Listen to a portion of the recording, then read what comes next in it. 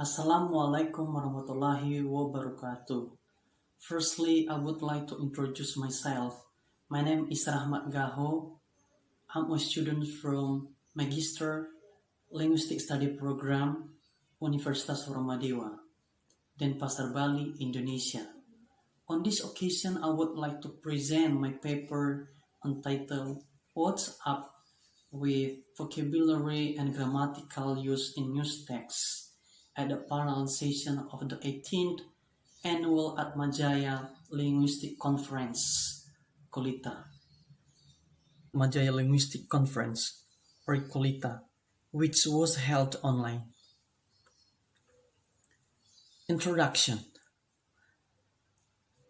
Essentially, language is a means of communication of human beings, both verbal and non-verbal language. And it does have function to be a tool to express ideas, emotion, feels, and there's no more other meanings.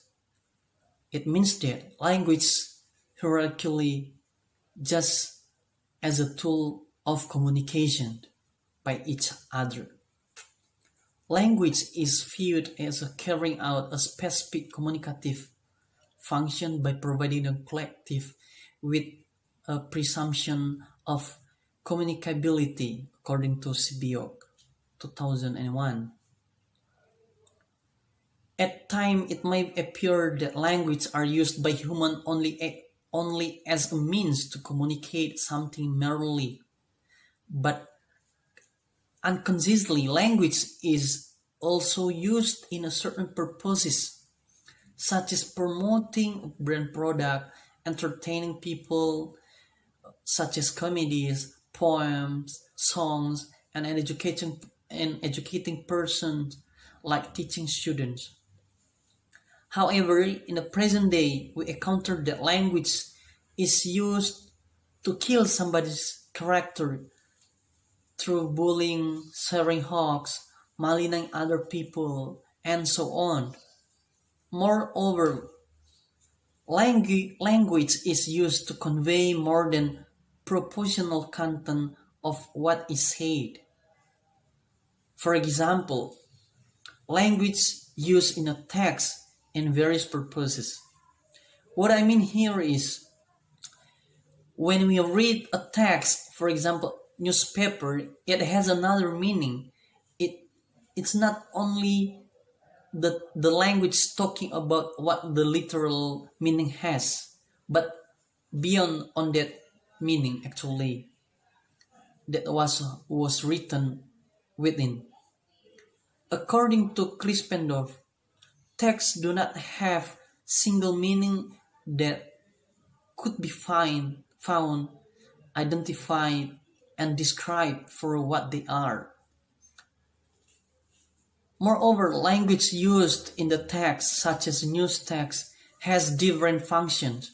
It's not like common text, but it is a process of making meaning in context, according to Halliday and Madsen, 2014.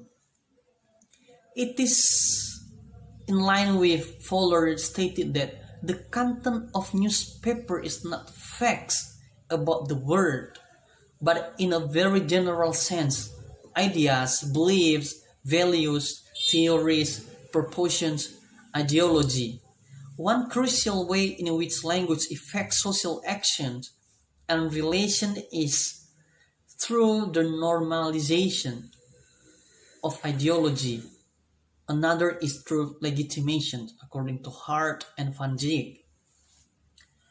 It means that language in a text are used by author as a tool to convey a power, to convey an ideology.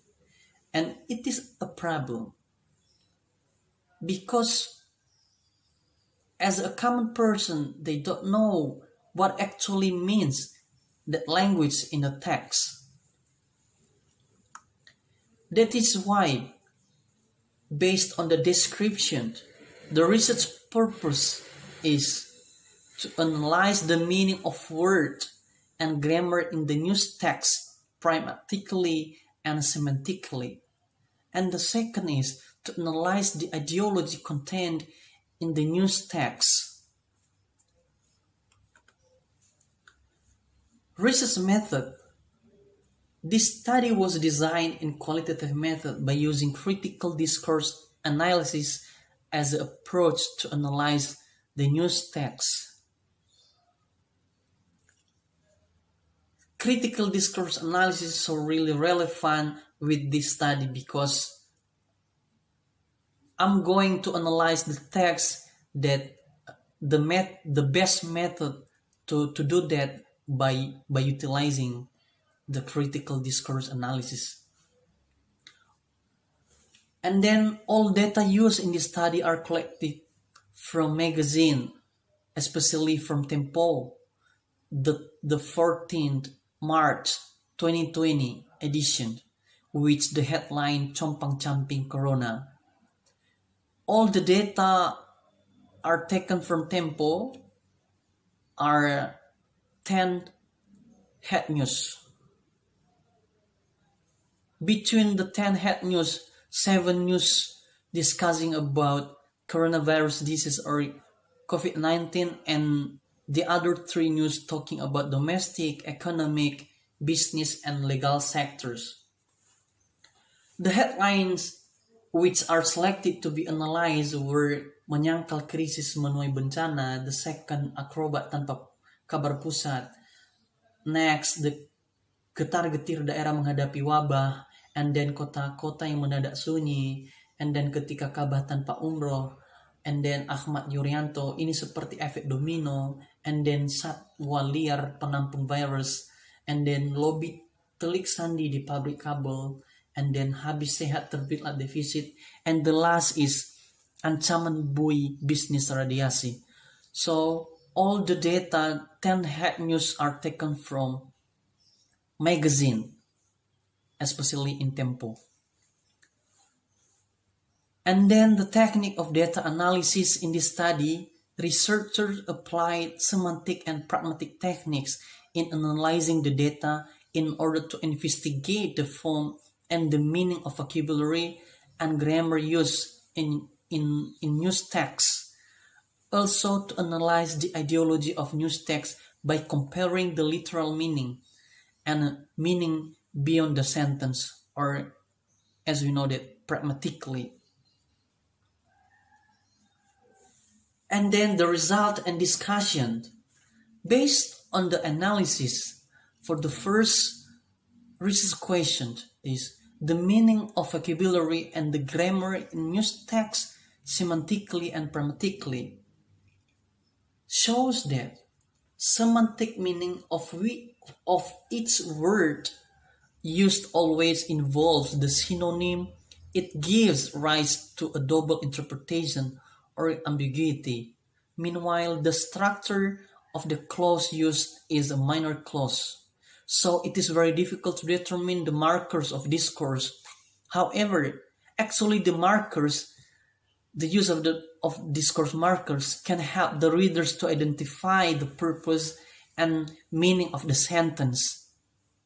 Beside that, in the term of forms, words and grammar in the text are static speech act because they have been written.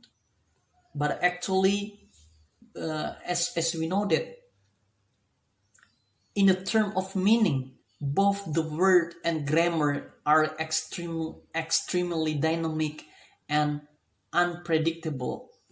Therefore, the analysis of the pragmatic meaning for those headlines of the news are expressed to declare information to the public in some mode, such as using metaphor, connotative meaning, and nominalization.